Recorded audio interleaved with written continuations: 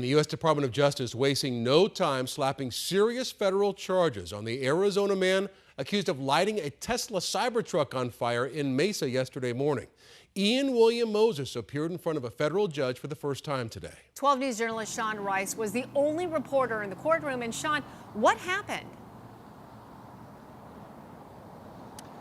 Yeah, Troy and Tram, good afternoon to you both. The U.S. Attorney's Office for the District of Arizona has charged Ian William Moses with one count of what they describe as maliciously starting a fire that burned a Tesla Cybertruck. That was in an act that affected the flow of interstate commerce. Now, prosecutors allege in a 10-page criminal complaint filed late yesterday that Ian William Moses had a handwritten map on him at the time of his arrest that Mesa police officers collected.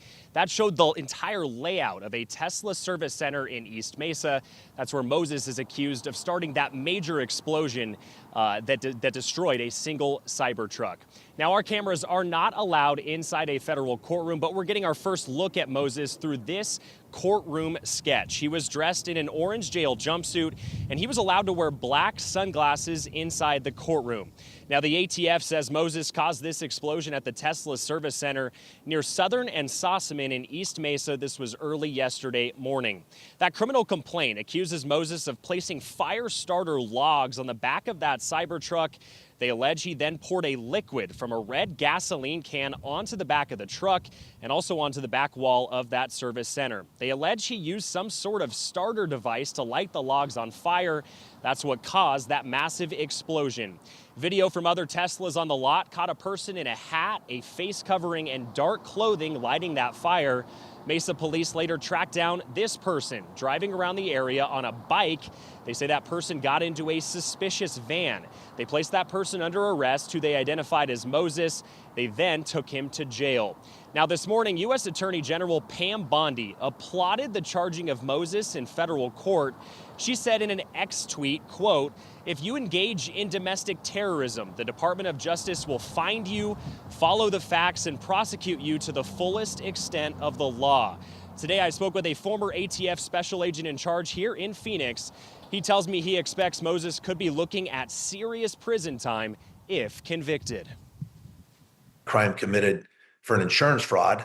He's not burning this dealership so he can yield a insurance check. This was done because it represents something to him or others, which is essentially domestic terrorism. So there could be more to this that makes it aggravated.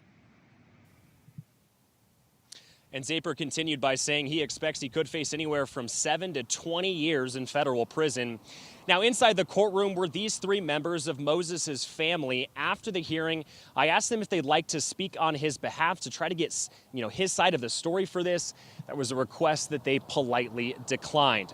Now, Moses will be back inside this federal courtroom on Friday. At that hearing is where a federal judge will decide if Moses can be held in federal custody permanently until a potential trial. Now, to be clear, he has not been charged with any sort of terrorism or domestic terrorism charge of any kind, though Zaper expects that could change in the near future.